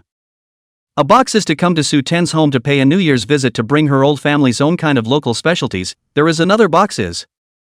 Zhou Eng against Su father Su mother's line of sight, seriously nodded. Study materials, my cousin organized, he is the top student of the liberal arts in the previous few years in their place, I think the 1010 should be used. Then up the stairs and dumped it on her desk, and underneath the newspaper-wrapped exterior of the test papers was a book of romance novels such as The Overbearing Schoolmaster Loves Me, What to Do When the Devil's Deskmate Has His Eye on Me, and If Clouds Aren't Sorrowful. Su Tian's expression was a bit wooden. Zhou Eng also justified herself by saying that she felt that Zhang Qiyu could not possibly like her entirely because she had read fewer novels and was not open-minded enough. The grid is small. Su Tian rolled her eyes, then grabbed a bath towel and went straight to the shower, leaving Zhou Eng alone in her house to fend for herself. Zhou Eng waited for her to come out while she swiped her phone in boredom. She shouted again at the washroom, Timothy, you hurry up, the area on your body isn't that big, how can you take a bath so slow? She took a screenshot of the class that Su Tian was in, and then went on to go through the others. It quickly flipped back to Zhang Qiyu. She shouted again, Su Tian. I flipped to Zhang Qiyu's class. She took another screenshot and continued to scroll down, this time for quite a while, before flipping to herself at the bottom. After the screenshot, the door to the washroom slammed, and Su Tian came out rubbing her hair with an absorbent towel, and after making sure her hair wasn't dripping, she plopped down next to Zhou Eng. Zhou Eng first shared her class information with Kissing Baby before opening the photo album, wanting Su Tian to look at the screenshots directly. Sudi suspected she was blinking. Kisses? Baby? Zhou Eng nodded happily. Kisses baby. Su Tian's expression was like a lightning strike. Han Shua. Zhou Eng, aha. Maybe, probably, that's like love. Su Tian resisted spitting and asked her, which class am I assigned to? Zhou Eng took her cell phone and showed her, you're in the 10th class, Zhang Qiyu is in the 11th class, you two are really heaven's choice, aren't you? One is in the last class of the liberal arts, and the other is in the first class of the sciences. Su Tian was a bit stunned, such a coincidence? The more Zhou Eng thinks about it, the more she feels that the two of them are really perfect for this fate, really the CP that God is high on. I'm not that lucky, I'm in class 19, far away from you guys, and Zhou Eng zoomed in on her own screenshot, I've looked through half a day, and there are only 3 people from my class that I've been assigned to. 3, and they're all ones I don't know well. Su Tian looked at her and patted her shoulder, be strong, I'll cross 9 classes to find you. Zhou Eng wasn't too concerned, and flipped out that screenshot of Su Tian, zoomed in to look at it, and suddenly exclaimed, Tian, you're in a class with the class president and Wang Suhan. She looked down the list, and Jiao Jiao. You and Su Jiao are also in the same class A. Su Tian froze for a moment, huh? She followed and looked over, and sure enough, she read Su Jiao's name. Su Jiao would like to go home with them but was refused by Jiang Qiyu. Thing Zhouing also know Zhouing but did not condemn Jiang Qiyu, but instead lamented a sentence, Jiang Qiyu more than you carry clear, Tentena, 3 people will have a person redundant, then who are uncomfortable, so I will never be 3 peers. The 2 of us are just not on the way home, even if it is on the way, you and Jiang Qiyu go together, I will not melt in as a light bulb. In any case, in the end, Su Jiao is also an acquaintance, and with them being assigned to the same class, they might even be able to repair the friendship that was torn apart by Jiang Qiyu's straightforward words. Su Tian didn't think too much about it. She scratched her cell phone and went to see the class that Jiang Qiyu was assigned to. Zhouing laughed out loud, Jiang Qiyu is even worse than me, not a single acquaintance in the whole class. Su Tian looked around and really didn't see a single person from their class. She frowned slightly and sighed in a small voice, ugh, it's so hard to get someone in our class to talk to him, and then all of the 1-minute classes go back to being liberated. He's just too possessive and clingy to you. Do you think people really can't make friends? Zhouing pushed her a bit, he has that face value, those grades, and he's also the president of the student council, he has a fan base in our school, right? Su Tian gave her a blank look, going in one ear and out the other at her nonsense. She asked Zhouing to send these screenshots to herself and then to Jiang Qiyu. Zhouing sat up, I'm telling you I brought you these books today are my collection, the writing is good brainhole good, the key is the male host set with Jiang Qiyu thief-like, you must give me to see. Su Tian gave a perfunctory she was double-minded, listening to Zhouing while typing in the chat box with Jiang Qiyu. Zhouing said that the male character is similar to you. Send. Sent successfully. 3 seconds later. Su Tian suddenly shrieked, his pupils quaked, and he withdrew with a frantic point. Zhouing didn't miss the scene and gloated out a laugh, oh, let you have 2 minds at once. Chapter 132, I promise you'll fall in love with him. Su Tian ignored her and silently prayed that Jiang Qiyu didn't see anything. But Jiang Qiyu could be a 5G internet cafe. People slowed down and gave her all the excuses, sent to the wrong person? Su Tian was stubborn, yes. Oh. I don't know if I believe it or not. Su Tian began to change the topic, we 2 are neighboring classes so it's more convenient to walk together after school. Yu replied to her, knowing. Su Tian thought that he realized it by reading the list, and rambled with emotion, what a coincidence, how can it be so coincidental, it seems that God doesn't want us to go back to a home so troublesome. Yu, not coincidentally. Yu, I changed it. Su Tian froze. Zhouing was chatting with someone else, and seeing that she had the look of being struck by lightning again, she asked, what's wrong again? Without speaking, Su Tian knocked a question mark over first. Class, I changed it, turns out I was randomly placed in class 17. Su Tian stupidly twisted her head and looked at Zhouing, I'm in the neighboring class with Jiang Qiyu was changed by Jiang Qiyu, he was originally in class 17. Zhouing also froze after hearing this, then slapped her thighs then praised, Chairman. Awesome. Su Tian continued to type, you changed it? How did you change it? Does the president still have this authority? The chairman doesn't have that authority, but the chairman used a little bit of the chairman's connections to make it less troublesome for Timothy. After reading this message, Su Tian unconsciously pursed her lips and smiled. This expression was too familiar, Zhouing often saw herself smiling like this on the blacked-out cell phone screen when she was chatting with Han Shuo. She'd sked 3 times in a row, I'm not wrong, right?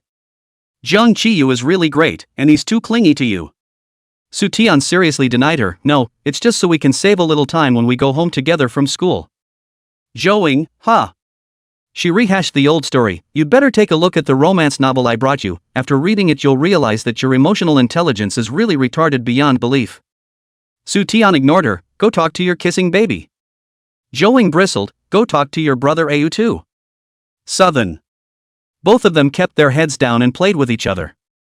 Su Tian thought that Jiang Qiyu's use of the chairmanship to give himself a shift was such a high-class and powerful thing, so she casually pursued the question almost adoringly, who are your connections, so powerful? You, head of grade. I got my placement list yesterday, and after reading it, I wrote an email to the director requesting a class change, which probably means that there are only 2 classes available for the first place winner, class 1 and class 11. There are only 2 classes to go for first place, class 1 and class 11. First place, class 1, 11. Unbelievable, Su Tian froze in place for 3 seconds and quickly replied back, "Are you crazy? Is he crazy or is this what the world has become now? You really won't get beaten up if you're so arrogant? Ah you, humph, cutie. Ah you, how is that possible?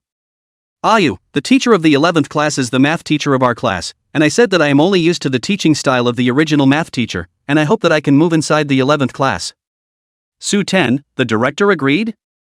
Ah you, aha. Su Tian didn't know what to say for a moment.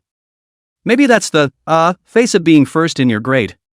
But, Sultan, so, do you know who the teachers of each subject in class 10 are? Ah you, didn't read much about it. I remember Lao Gao also taught your class language, and the homeroom teacher was a female teacher who taught politics. Su Tian immediately sent the message of the old senior teaching class 10 to the class group. The class president is still very serious, aha. Old Gao is a smiley face, but he's pretty good once you get acquainted. Su Tian went back to ask Zhang Qiyu, "What else do you know? Shake it again." Ah you, forgetting. Su Tian, what do I need you for? Zhang Qiyu took a picture and sent it to her, brain forgot, copy remembered, want to see it come over yourself. The picture is a random piece of photocopied paper with 5 big words at the top of the senior class list, and a mosaic glued all over the bottom. Dense and complete, except for those 5 words, the rest of the photo was covered in mosaic. This one. People. Pictures were taken and deliberately mosaicked. Had to give her a run for her money. Su Tian snapped the cell phone onto the bed, wrapped her arms around her chest, and sat up cross-legged with an exasperated sigh. Zhou was beside her making phone kanji, and when she heard the commotion, she looked at her. "Noah, thanks for kissing baby Mua, I miss you too." Su Tian cast a very disgusted glance. Zhou also just looked at her, and then continued to say to the phone, "Baby, I'm going to leave for a while. Oh, I have a bachelor here who can't eat grapes and say grapes are sour is a good person to enlighten her for a few sentences, and rescue her from the pickle jar." Who soured you guys? Su Tian was speechless. Whoever promised to be sour. Zhou gave another kiss to the microphone before reluctantly hanging up the phone. She put down her phone, very familiar with her state at this point. "Zhang Qiyu said something to piss you off again. I asked him for the placement teacher's information, and he took a picture and mosaicked it and sent it to me, and actually told me to go over there and look at it myself." Su Tian complained to her. Zhou, tisk, it's called eroticism. Su Tian didn't have a good temper. "You love brain can lead to that with everything. Then you go." "I'd go if Han Shua asked me to." Zhou spread her hands. "It's not like I'm in a hurry to know who's teaching me. Whoever teaches is teaching anyway, so it's useless to know in advance." Zhou sat up and pulled out a copy of Demon School Bully Ruthless Tease from the table next to her and put it in front of Su Tian, and double promoted her romance literature. "Really, take a look at it. To learn is to earn. It's not a loss." Su Tian didn't refuse this time, and perfunctorily took it and flipped through a few pages. First paragraph of the first page. He, Nangong Huangyi, Purple Star Noble Academy's year-old big brother. His family business is all over the black and white, cold and ruthless, bad gangster. No one can say a no word under the gaze of his purple pupils. She, the daughter of the nanny of the Nangong family, innocent and kind, simple and beautiful, broke the rules to enter the Purple Star Noble Academy to study, because she saved the life of the Nangong royal knight, was ruthlessly targeted by him. Woman. You can only belong to me. Su Tian opened her mouth and failed to say anything. Zhou lightly coughed. The synopsis is written in a rather thunderous way, but we mainly look at the main text, which is at a level more than 1 notch higher than this synopsis. Really, you believe me, the more you see the back the more uptight it gets. You can always trust Nangong Royal Knight. Woman, you can only belong to me. Su Tian said quietly, for the male lead to be able to say this kind of middle-aged quotes, may I ask if this Purple Star Noble Academy is a middle school? High school. Zhou was anxious, really. I promise you'll fall in love with him. Su Tian laughed dryly. If she could fall in love with Nangong Huangyi, then it wasn't impossible for Zhang Qiyu to like her. In her eyes, Nangong Huangyi was simply an elementary school chicken. By the same token, she should be such a childish character in Zhang Qiyu's eyes. Chapter 133, Have You Grown a Brain for Nothing? Until the evening, after Zhou left, Su Tian did not go to find Zhang Qiyu. Give him the spoils. She was all done with her homework and wasn't busy, so she was bored and swiped through the class group for a while, not seeing anything interesting, so she put her phone down and picked up the copy of The Devil's Schoolyard Bully Flirts Hard. She couldn't stand reading the first page, so she flipped straight to the first chapter of the main text and started reading. First paragraph. Woman. Do you think you can make me fall in love with you with these underhanded tactics? A tall man pressed Han Xiaoai against the wall and said viciously. Su Tian silently closed the book again. Joing, what the hell is this, what flavor? She picked up her phone again and swiped through the class groups in boredom. A group of boys in the class group were chatting about the game, or Jailhouse 3, except that looking at their screenshots, it looked like they were playing the computerized version. Su Tian thought again of the girl with the sexy voice called Hejian. Jiang Qiyu was never short of good girls around him. She knew it all along. Putting her cell phone down, Su Tian took a deep breath and picked up the romance novel again and read it. She was really bored. After picking it up and putting it down 3 times over, finally, she held the book still and read it carefully. The 29th day of the month. Jiang Qiyu waited for Su Tian to come out in front of Su's house as usual.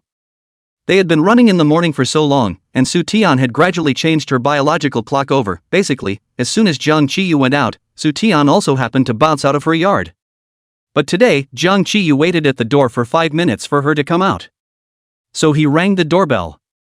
Following the maid to the living room, Papa Su was reading a newspaper and heard him ask, Uncle Su, is Timothy still not up? Huh? Su's father also looked confused. She didn't go out? I thought she was up early.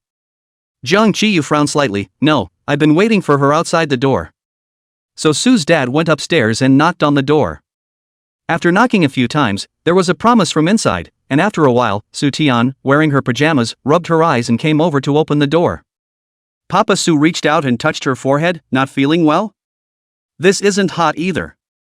Su Tian shook her head. No, I just didn't sleep well last night and stayed in bed for a while in the morning. Su's father pointed downstairs. You was waiting for you. Su Tian glanced downstairs and nodded. Wilting, I'll go down after I wash up. If you're not feeling well, I'll tell you that I won't be practicing in the morning this morning. Su Tian shook her head. No need.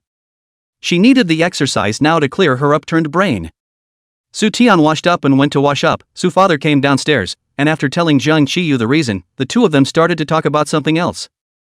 Su Tian quickly washed up and came down. The maid had already baked slices of bread and fried eggs for her in advance.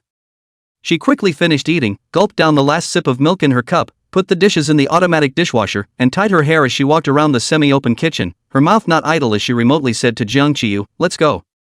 Su's father and Jiang Qiyu were chatting away and burst out laughing.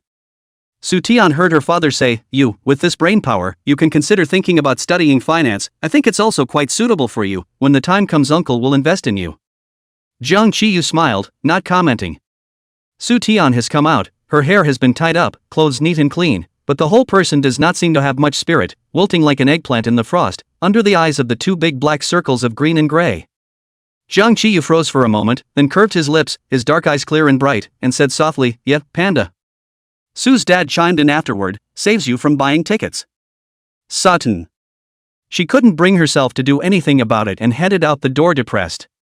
Jiang Qiyu said goodbye to Father Su, then Uncle, we'll leave first. Papa Su nodded, okay, go ahead. Outside the courtyard, Jiang Qiyu caught up with her, her skin white, 2 black circles under the eyes stained under the eyelids, especially conspicuous. Jiang Qiyu still did not hold back to raise the corners of his lips. His tone was not serious. Dreamed of who, sleep so bad. Nangong Royal Knight. Su Tian quickly reported a name. Ha? Jiang Qiyu didn't realize that she really didn't sleep well because of her dream, plus she said too fast and didn't hear her clearly. Nan what? Su Tian suddenly pulled her lips and smiled wryly. Nangong Royal Knight. This name is very. Jiang Qiyu was not sure if it is the 4 words he thought of. He did not comment. After a pause, who is this? Godlike man. Su Tian sighed. Oh, man. Jiang Qiyu caught the point. His face was expressionless and his tone was even a little cold. Oh? A star? Su Ten shook her head. No. Who's that? The heir of the Nangong Consortium. Su Tian seems to suddenly come to energy, 1.87 meters in height, handsome, attentive and considerate outside, cold inside hot, character a little overbearing but not important, absolute genius. He has a pair of purple pupils of the eyes, evil and impetuous, no one can say no under his gaze. Jiang Qiyu was silent for a moment. Glaucoma? Cataracts? Mutated? Su Tian gave him a blank look. people have good eyesight and are only a year older than us. Jiang Qiyu was completely silent. Aha! He nodded perfunctorily. Dreams really do have everything. Su Tian ignored him, a person giggling as he walked. Su Tian had just finished eating and wasn't too comfortable exercising. They walked around the neighborhood twice before slowly starting their morning jog. It was a little late getting back. The two made small talk as they walked back, and the atmosphere was cordial and natural. About to walk to their unit, a man came across the street, wearing a thin cotton jacket and a duck-tongued hat, the brim blocking most of his face, revealing only his thin, pale jaw. He lifted his eyes, and suddenly his footsteps faltered, and he pressed the brim of his hat down again, and turned to walk in a different direction. It was close to New Year's Eve, and early in the morning, and there weren't many people, so he stood out in this thin outfit. He suddenly turned, and even Jiang Qiyu looked up. Su Tian looked at it, her pupils dilated, and she suddenly spread her feet and ran towards him. The man in front of him should have heard something and suddenly picked up speed, followed by a fast run. Su Tian. Jiang Qiyu frowned and immediately chased after her as well. Even if Su Tian insisted on exercising every day, but there is still a difference between boys and girls in essence. Su Tian panted and stopped at an intersection in the neighborhood, and there were no more people in front of her.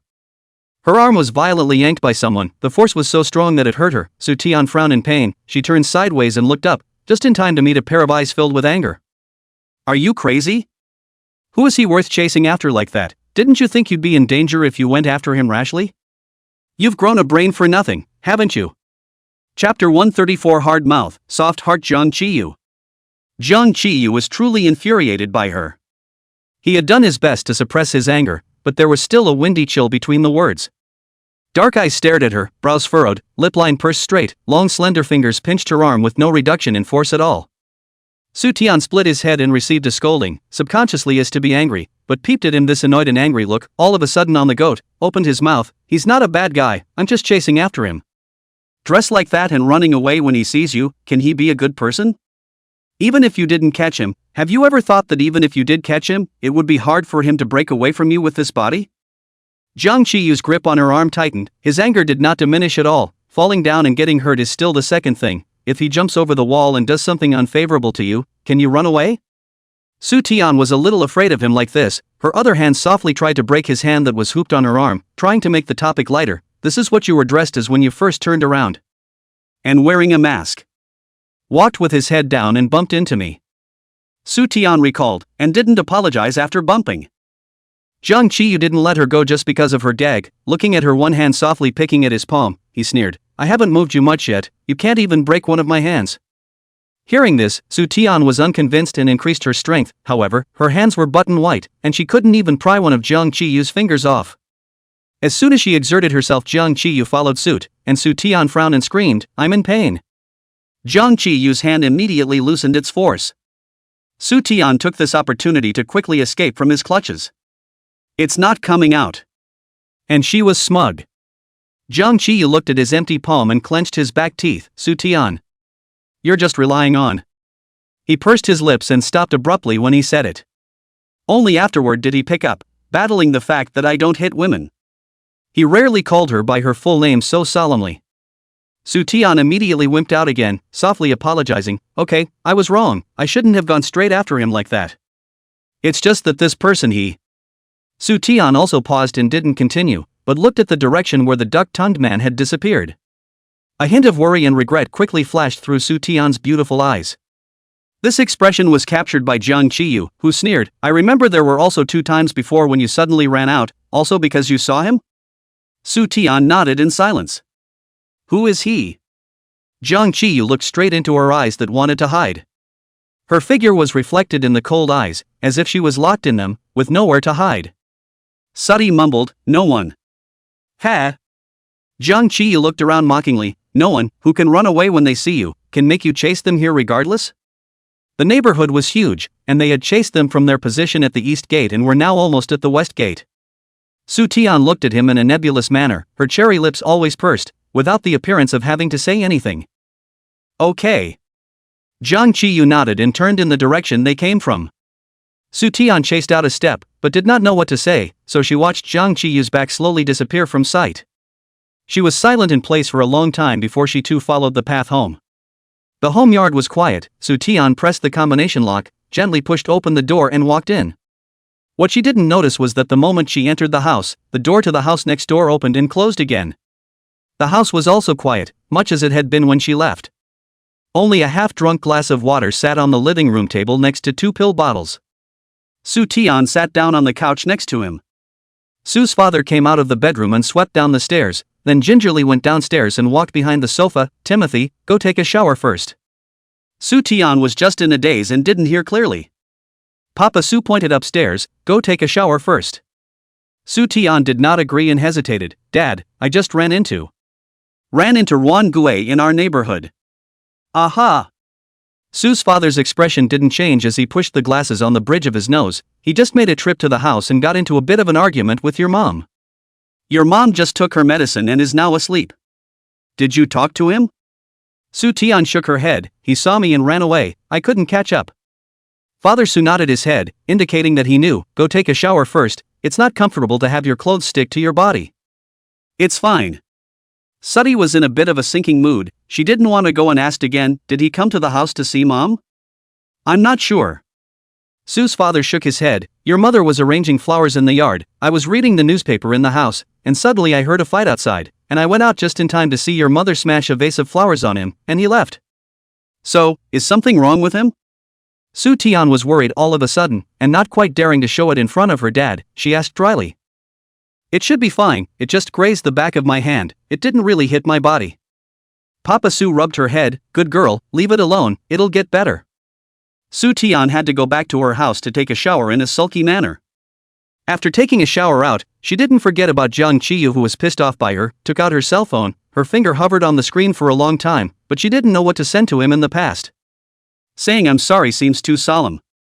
It doesn't seem right to just pretend it didn't happen. It was rare for Soo Taeon to be this annoyed. Everything was crammed together, weighing her down. Just at this moment the phone received a meteorological weather warning. Soo Taeon scratched it down, long pressed to copy it, and then sent it directly to Jung Chi-yu. If she talks first, she's softening up. Although the content is a copy and paste of the weather warning, but it is also a kind of concern. Jung Chi-yu had better not be ungrateful. She set her phone down next to her and pulled a copy of 5-3 out of the bookshelf for herself, then silently brushed up on the questions. Only studying can make her concentrate and forget everything. Only learn. New Year's Eve. The last day of the year. Soo Taeon wore a burgundy cotton dress, black wide-legged pants, and a matching beret on her head. She pulled out her cell phone for the millionth time. The chat box with someone remained dead silent. 2 days. Jung Chi-yu hadn't replied to her for 2 days. Soo Taeon felt that the small boat of their friendship was about to capsize as well. Soo Taeon looked at the chat box that never replied, a little annoyed, and nothing to do, clicked into his avatar to go and add a note to him. "A broken friendship, heartbreaking. This note seems a bit long." So she thought about it and changed it to the 3 words Jung Chi-yu. But she was annoyed to see those 3 words. So, Soo Taeon huffed and changed his note to asshole again. Now that's satisfying. But the opposite side of the room remained quiet and would not respond to the note she took to him to vent her anger. Chapter 135. Did you really love me? Soo's mother came down with a few thick red envelopes in elegant steps, glanced at her angry little face, didn't say anything, and went to the nanny's room first, handing out big red envelopes to the few nannies who weren't going home for New Year's Eve. When Soo Taeon heard her mom coming downstairs, she had collected her resentful expression and straightened her spine a bit.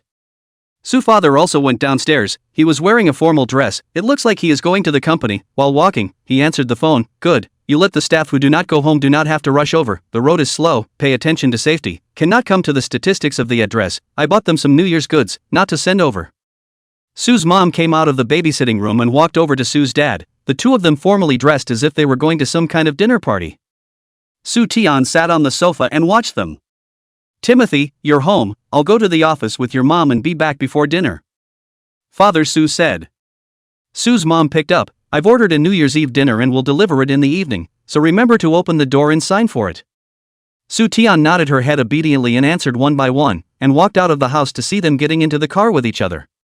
When they left, Soo Taeon didn't go back to the house and sat in the gazebo in the courtyard, looking at some of the flowers and grasses that had been served by her mother in a very delicate manner. It's nice to look at, but it's just too brittle for Soo Taeon to touch. Her eyes crossed over the flower pot, and Su Tian saw a sharp piece of porcelain in the corner near the entrance of the house. I think the vase that Mom smashed into Ruan Gui the other day broke and the nanny didn't clean it up. Su Tian walked over, carefully picked up the porcelain tiles, taped all the sharp places with duct tape, and then threw them into the trash can. In these 6 months, combined, she had only seen Ruan Gui 3 times. Ruan Gui should be so annoyed with her that he runs away every time he sees her. Su Tian actually knew what class he was in. But she never reached out to him. Don't know what to say. Actually bumping into him and going after him was based on an impulse. She just wanted to say hello. That's all. It was almost evening when Su Tian was watching TV in the living room when she heard the doorbell ring. Thinking it was the delivery man, she kicked her slippers and ran out to open the door. Outside the skeletonized courtyard gate stood but not a delivery person. Su Tian slowly stopped 3 steps closer to the door, and through the alloy door rags, her gaze slammed into Jiang Qiyu's eyes. Out. He didn't have the heart to say. Su Tian deflated, opened the door and followed him out. After a few steps, he suddenly turned his head and swept her up and down, menacingly, "Get your ass back in there and get dressed."